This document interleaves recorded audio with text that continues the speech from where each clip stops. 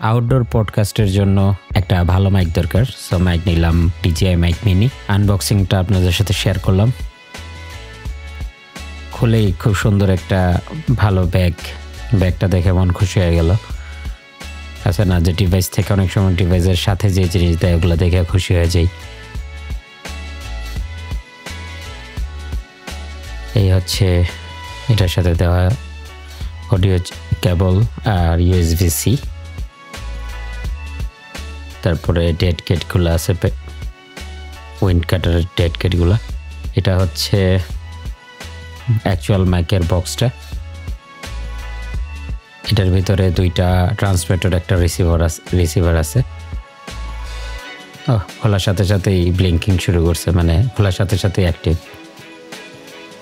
সুইচে চাপ দিয়ে অ্যাক্টিভ করার কোনো প্রয়োজন নাই। রান অ্যান্ড গানের জন্য খুবই ভালো।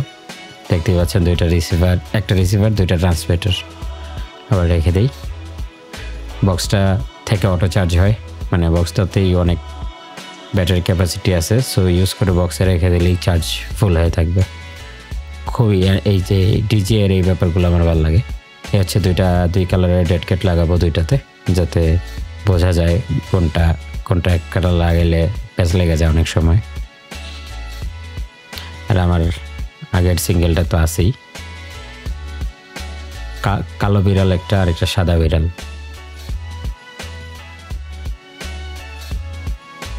এবার বাইরে আলাপ পডকাস্টের জন্য পডকাস্টের নতুন এপিসোড বানাতে সুবিধা হবে। সো স্টে টিউন টু আলাপ পডকাস্ট।